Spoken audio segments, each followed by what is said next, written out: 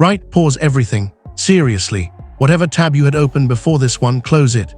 Whatever you were half paying attention to in the background, turn it off. Because I need you fully here for the next few minutes, because what just happened in Dubai is the kind of thing you'll want to say you heard about immediately.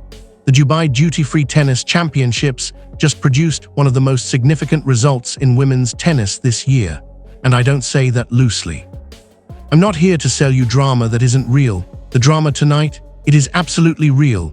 A 20-year-old from the Philippines just walked onto center court in the United Arab Emirates, looked a top 10 player dead in the eyes across the net, and won 3 sets, 2 hours and 45 minutes, one outcome that basically nobody predicted. Alexandra Eala hasn't just arrived on the world stage, she's taken up permanent residence. Welcome. Today is a dedicated, full-length breakdown of this match, because a result this significant deserves more than a 2-minute highlight clip and a tweet. We're going deep on the tactics, the psychology, the turning points, and what this victory actually means for tennis going forward. But first, let's appreciate the headline. 6-4, 5-7, 6-4, Alexandra Eala over Jasmine Paolini. World number 47 over world number 8. Read it. Let it sink in. To understand just how significant this is, you need to understand who Jasmine Paolini is. Not just the ranking, the whole picture. The Italian is one of the most complete players on the WTA Tour right now. She's 54 and makes up for every inch of that with some of the most explosive, relentless footwork you'll find in women's tennis.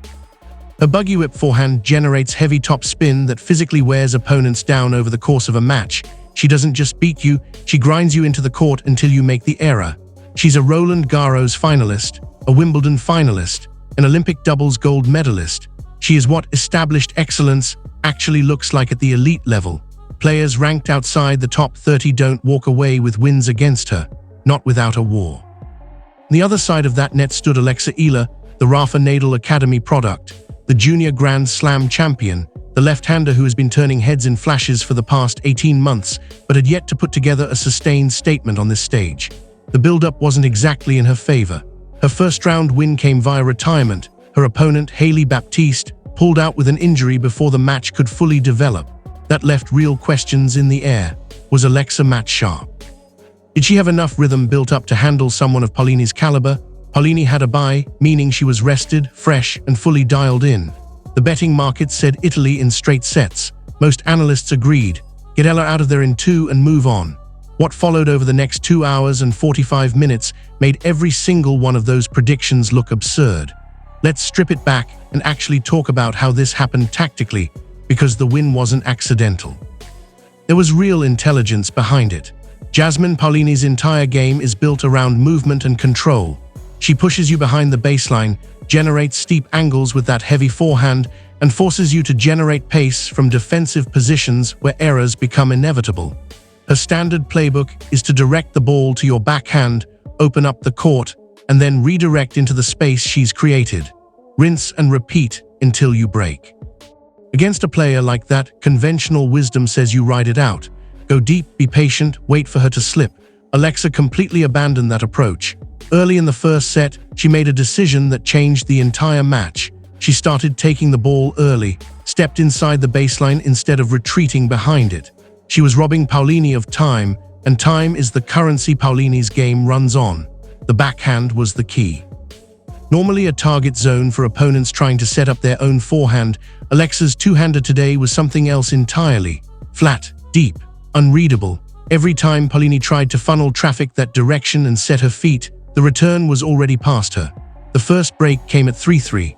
Paolini attempted a drop shot, one of her subtler weapons, and Alexa not only tracked it down, she redirected a cross-court winner that landed right on the line. In a match-point situation on a big stage against the world number 8, she went for that shot. That tells you everything about her mindset in that moment. Serving out the set at 5-4 was the first real nerves test. Paolini saved 2 set points screaming, firing herself up, doing everything she could.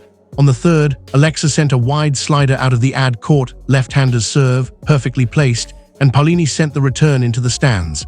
6-4, first set to Eala. The second set is where the story got complicated. Paolini isn't a Grand Slam finalist by accident. She adapted. She started loading the ball with more height and spin, pushing Alexa back behind the baseline and forcing her to work from deeper positions. It was effective. Alexa's unforced errors started climbing. The Dubai humidity, oppressive even after sundown, was visible in every towel-off between points. The clean, crisp tennis from the first set got rougher around the edges. But Alexa fought through it, broke Paolini to go up 5-3, one service game away from completing the upset. And then, the moment got a little too big. At 5-3, 30-15, she double-faulted. Tension shot through the stadium. Then a routine forehand into the net. Paolini, whose entire career has been built on finding these openings and never letting go, broke back immediately, held to level it, broke again. Closed out the set 7-5, while Alexa stood at the other end looking like someone had pulled the ground out from under her. At that moment, every veteran tennis mind watching would have written the script. Young player, huge lead, second set choke, veteran takes over in the third. We've all seen this story. The near miss, the almost upset. Alexandra Eala apparently doesn't watch that much tennis, or she just refuses to accept other people's scripts. Between sets, she took a bathroom break. When she came back out, something was different. Hard to put a finger on exactly: the posture, the eyes, the way she walked. In the second set, she'd been glancing toward her coaching box with that frustrated, searching look. In the third set, she stopped doing that entirely. She just looked at the court. What followed was a third set that will be talked about for a while. 1-1, 2-2, 3-3. Every game was a fight. Paolini was playing louder, literally. The grunting intensified, and you could see she was trying to physically impose herself on this match and end it. And Alexa just kept absorbing it. The fitness work at the Nadal Academy was showing up in real time. The match's defining moment came at 4-4. Alexa serving, 15-40, 2 break points for Paolini. Win either of those and she likely serves out the match. First break point, ace down the middle, clinical. The stadium gasped. Second break point, 26 shots, 26. Forehands, backhands, slices, moonballs, everything. Paolini dragged Alexa from one corner to the other, and twice Alexa looked fully beaten, stretched, off balance, out of position. Both times she somehow got the racket on the ball and kept the point alive. On the 26th shot, Paolini tried to flatten a forehand down the line, missed it by an inch. Alexa held, 5-4. The momentum shifted so completely it was almost visible. Serving to stay alive, Paolini faltered. At 30-30, Alexa stepped around a second serve and crushed her signature inside-out forehand into the open court. Match point. The chanting started immediately. Alex, Alex, Alex. The Filipino crowd had been building to this all night, and now it was deafening. Paolini served. Alexa returned deep, short ball. Alexa moved in, set her feet, and drove a backhand winner into the open court. Done. The numbers confirm what the eyes told you. Alexa's first serve percentage was 68%, a significant jump from the 55% she posted in Doha last week. You cannot give away free points against Paolini's return game, and today, Alexa didn't. Winner to unforced error ratio, 34 winners, 28 unforced errors for Eala. Paolini hit 28 winners, but committed 31 unforced errors. That gap is the match. Alexa was the aggressor, but she was a disciplined aggressor. There's a massive difference between going for your shots and swinging recklessly. Break points. Alexa converted 4 of 6. Paolini converted 3 of 10. Alexa was clinical every time the door opened. Paolini kept finding the door locked. But all of that is secondary to the real story, which is mental. This is a 20-year-old carrying the weight of national expectation. Every time she steps on court, the Philippines notices, social media ignites, and the pressure is immense. To lose a match-winning lead in the second set against the world number 8, to watch the momentum drain away in real time, and then to find some interior place of stillness and win the third set anyway, that is not a small thing. That is a sign of a mind that is maturing into something genuinely formidable. The Nadal Academy influence isn't just technical, it's philosophical. That refusal to be finished, that capacity to grind and not panic when things get hard, today we saw where it comes from. Credit absolutely must go to Jasmine Paolini because she was excellent. She didn't give this away. She made adjustments, she fought back, she forced Alexa to earn every single point of this victory. And at the net afterward, the embrace was warm and genuine. In the post-match press conference, Paolini said, "I knew she was good, but I didn't know she was this tough. She hits the ball so cleanly. She is going to be a top player very, very soon. It is good for tennis to have a star from the Philippines." That's not a diplomatic deflection. That's a champion acknowledging what she saw across the net tonight. What does this mean going forward? Practically, Alexa's ranking is about to jump significantly. We're looking at a potential top 35 debut, with Indian Wells and Miami seedings suddenly entering the conversation if she keeps this run going. The draw has genuinely opened up, and with her game clicking the way it is right now, there's no one left in this bracket she can't compete with. But the more important thing, the thing rankings don't capture, is what she now knows about herself. She knows she can blow a 5-3 lead in the second set against a top 10 player and still win. That knowledge doesn't expire. It travels with her to every tournament from here on. The locker room has noticed. The WTA top 10 knows its dangerous names: Sabalenka, Swiatek, Gauff. Alexa was on the radar as a player you'd rather not face early.